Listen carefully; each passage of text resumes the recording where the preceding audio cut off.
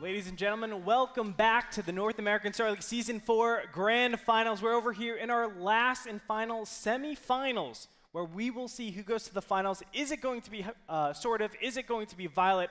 The answer is right now. Game number 2, where Sortof is up 1-0. This guy is something. In an amazingly standard, but just by the book, clean, zero mistake, flawless Zerg play, Sortof is now up 1-0 heading into map number 2 on Daybreak. Already 4 wins in a row against top Koreans. Day9, I say this time and time again, it's so hard to be recognized for standard play. Really is. Because so many people do it, right? It's very easy for Violet to get that big name out there. Not only is he successful, but he has this unique, aggressive style where he can do any build and it's successful. And it's really hard to train every single build. But Sortof trains the same, let's say 3-4 builds. And he's so successful. It really is a testament to his skill. Well, the opponent to Sortof spawning down in the bottom left corner, known for his unorthodox counterattack aggression, has 4 games away from advancing to the finals. If you'd like to see him there, give a cheer for Azubu's Violet.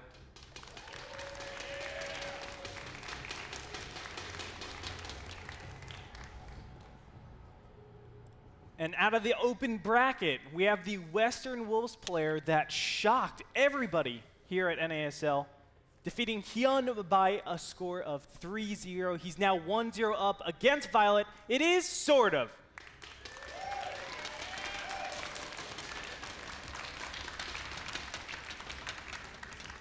Mirrored builds out of the each player, both players going for the early 14 hatch. And oh my God, Sortof is the barcode guy? That's him? I played him before. I played his Protoss and his Terran. He's like he's the top 100 accounts on the Korea server. It's incredible dedication. He called me a bad name. I don't know if I like Sortof anymore. There he is, Sortof taking himself spawning pool. Violet, I think, doing the play that I overwhelmingly like more. Getting the extractor up first, because then you get the early Zergling speed. You can put on pressure in a map with distances like this. Putting on that pressure is probably the strongest defense for an early third.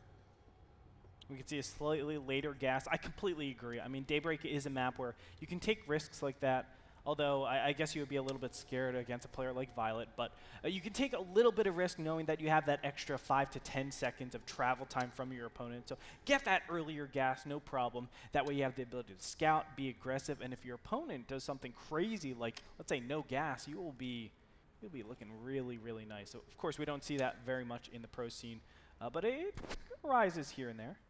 Every now and again. Yeah. I think Startail Life is one of the purveyors of the 12 gas, 12 pool opening in this matchup. Really excellent if you have the best Zergling control in the world, which Life has. Yeah.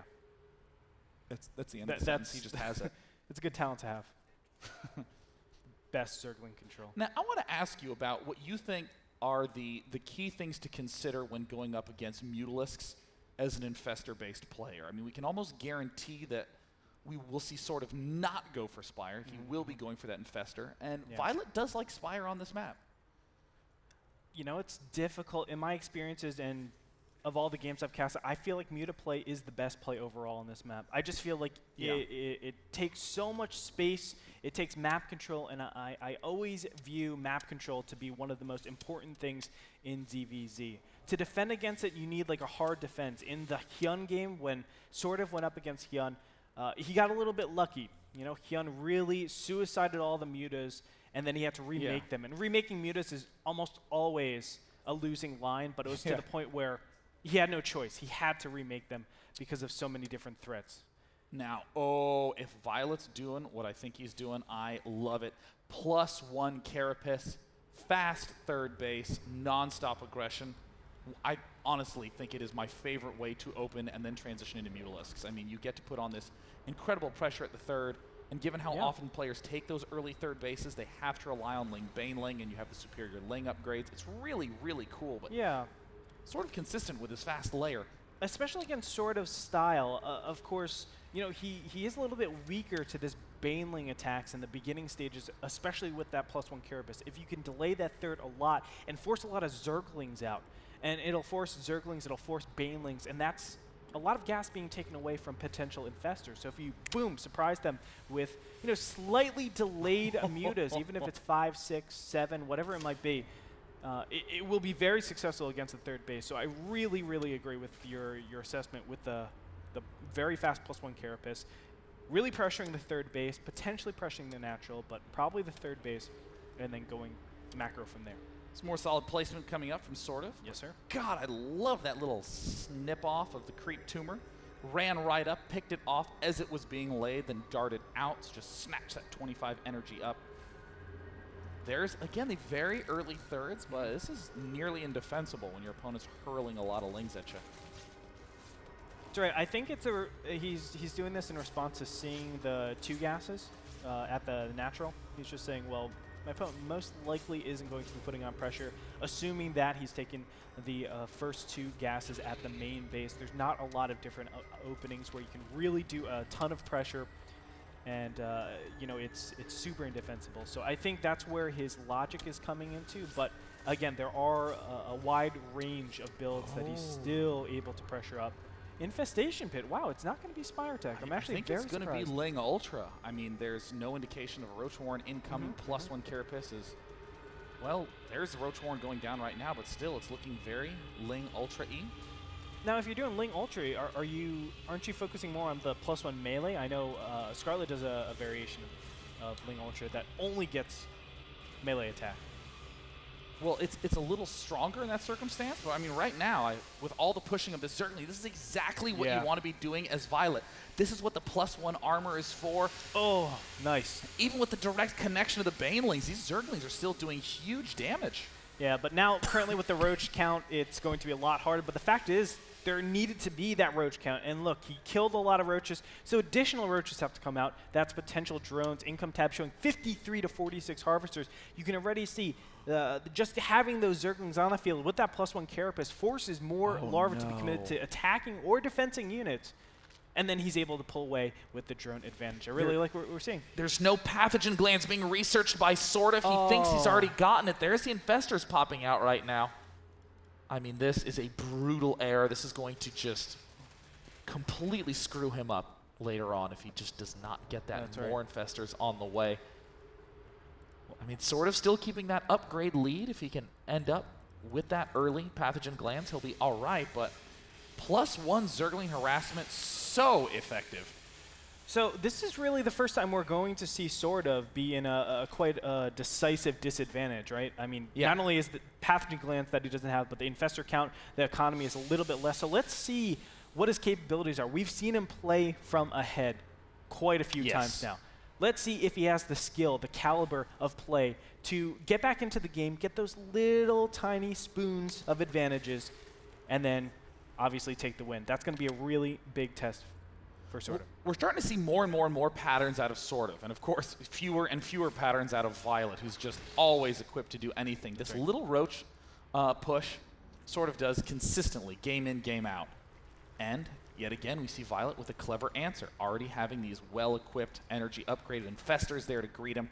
Now, as the game goes on, as we start stepping into the long term, the first big thing that you must get on this map is another macro hatch. I mean, without that macro hatch, you just have too difficult a time defending these wide, spread-out, sprawling base counts. We already see macro hatch going up for Violet, and a target to defend with this heavy macro. But in this position, I mean, we generally see Hydras popping out for Sortof, and I think that this is a map where I really don't like getting that many Hydras that early on. He made it work against Hyun, but again, he's doing that timing where he gets a ton of Hydras, he has his infestors out for quite a long time, and then he just spews out a ton of infested Terrans, attacks from different angles, and really tries to capitalize on the slightly lower count of infestors that his opponent has. You can't fungal down the Hydras as well to eliminate that DPS. So it's kind of an interesting timing when the fourth base is being taken by both these players. You can see the delayed fourth is a big indicator to Violet that there potentially is some sort of timing push. If you're in this position, do you spine up? In Violet's position, you know, let me think for a moment. Yeah, I probably would just maybe build some additional spines, but I'd be reassured from that changeling because I saw that there was No macro hatch up here. There's the Contaminate there, doing a little bit more damage. Oh, Burrowed Infestor play doesn't end up panning out, but I would be pretty comfortable in my position knowing, yeah, I'm probably going to be a little late on Hydras, but I can guarantee defense either here or here. I'm going to have vision control no matter where he attacks from. Probably the most open angle of attack coming in from Sortof, but he's really got to max out before he engages. Definitely so. I mean, I don't see any pre-200 timing that he has. He's probably going to do that just straight up on a Hydra Roach. I can't see him doing anything else. A little bit of an attack at the third base was cleaned up, by the way. An Infestor over there, just like at the natural. Sort of cleans that up very easily. Sort of just making weird, big upgrade missteps. I mean, +1 range, that is the reason you get Hydras, is because they outrange things so big. I mean, it's not really talked about that much, but the Infested Terran is outranged by the Hydralisk. So it's a great way to kill off every single thing that they could possibly have. But right now in this position, I mean, it's smart to go for the max timing, but you don't have range. Oh, Gretorp, this could go very, very really poorly for Sortof. Because if you look, Grief Spine is already upgraded, or it's about to be upgraded for Violet. So it's really unfortunate what we're seeing right now. This timing is actually going to work heavily against him. Big fungal growth on top of all of those infestors. And I love what we're seeing. The Hydralisk not firing in the back, starting to engage. We already see the big concave stepping in for Sortof, but he just doesn't have the same unit count as he has before. And it looks like this time Violet gets the decisive concave advantage and shoves Sortof back. So very clever, dodging all those infested Terrans, going for the meat, the real units on the bottom and the top, and just saying, I'll deal with all you infested Terrans later, and then he uses most of his Hydras to clean everything up. Really well done, but of course we know it's kind of an unfortunate turn of events with all the upgrade problems that we're seeing from Sortof. I mean, not only does he not have patching glands, he doesn't have the key Groove Spines. You know, we're still seeing that there's a lot of money in the bank, not yet maxed. Again, there's a little bit of a larva problem. Now we're finally starting to see all the money dwindle and the food remax again, but without a macro hatch, the real key piece to these back and forth battles on this map, seeing Sortof start to struggle. And here we have Violet now stepping in with an excellent little push, has these extractors up, getting himself a big excessive gas, and oh no, the concave's been broken. Sortof doesn't have enough energy to throw down the restricting fungals. Sortof's gonna have to desperately throw down these infested Terrans, which Violet instantly then fungals himself. But Violet has the perfect position. I mean, he has the better concave, more infestors with energy, and better unit quality. So he's gonna bust in here, and just like Sortof has been doing to all Zergs he's played against today, Violet is the one now taking out the fourth base, and he's going to lean on his opponent yet again. What an excellent move by Violet, securing himself a clear advantage. Now has the Hive up. Greater Spire Ultralisk, any Hive tech he wishes to do. He is in clean, easy shape to do it, and all he's got to do is continue to shut down this fourth. And you know what's funny? Violet is actually playing the way Sortof would normally play. Yeah. He's just playing absolutely standard, nothing tricky, no counterattacking, no super big attack or counterattack to really catch his opponent off guard, just straight up positioning, I'm going to outplay you. Here we see a huge flood of units, but 2-2 for Violet against 1-2 upgrades. Not enough energy at this point for Sortof, and Violet is gonna just crush his way through. The battle at the fourth base goes to Violet. Good game. The series ties up 1-1.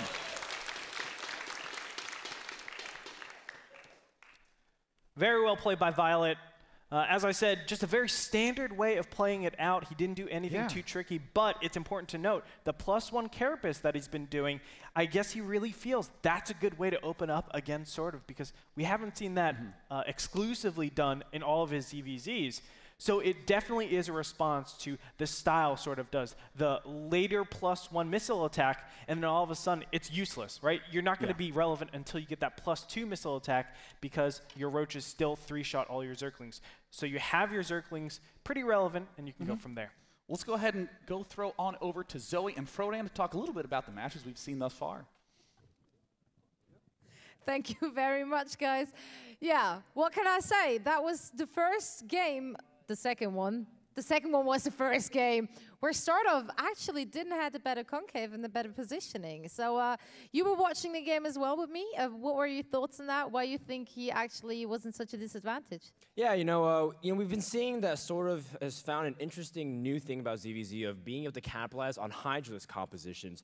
And with the decrease in Infested Terra and Egg health and the decrease in range of fungals, Hydras are a lot stronger, especially since the Sortof's rushing them. And I was talking to Hyun, and Hyun was telling me that he felt like Sortof should have won that fight on Daybreak, especially a 3-prong attack is really strong. But like you said, he wasn't able to set up the concave because he was a little bit impatient. But if you can get the Hydras all shooting, he thinks, and Hyun was saying that he thinks a new trend in ZVZ will be for gearing towards faster Hydralists, maybe even phasing out Roaches completely by the late game and just having mass Hydras. It's very interesting to see where Sortof's going to take it for the rest of this game because he has the right idea, at least in Hyun's opinion.